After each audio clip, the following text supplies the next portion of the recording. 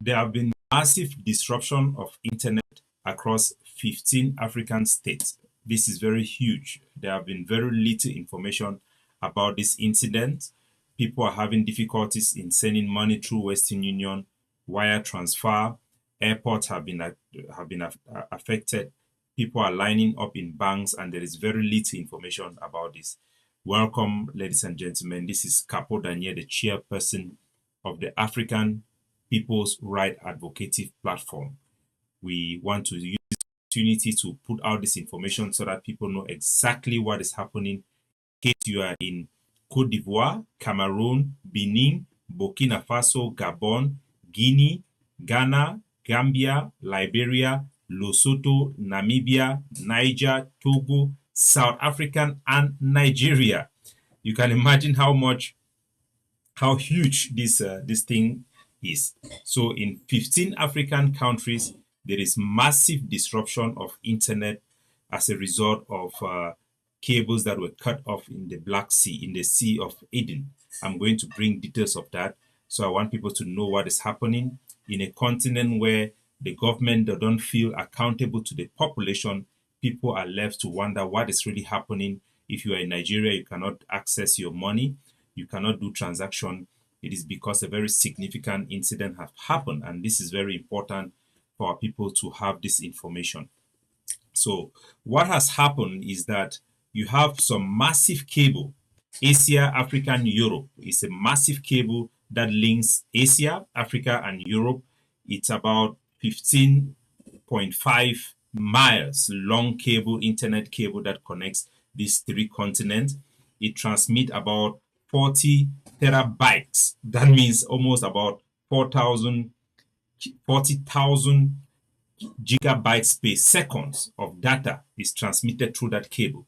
So it is a huge capacity that helps many of our African countries connect with Europe and in Asia in particular, as you can see from that map. So recently that cable was attacked by the Houthi rebels in Yemen. And because of that attack, they cut off those cables. So we have huge disruption of internet. This varies from country to country.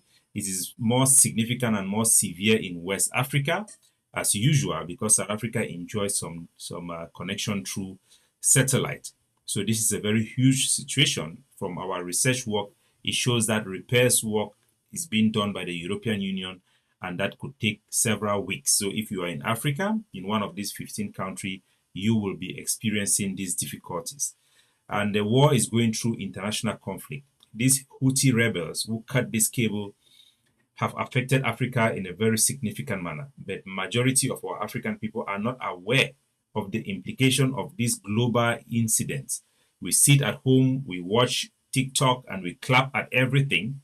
We know that this group is being sponsored by Iran and Russia because they are fighting a global war. There is a third world war going on in a very slow motion.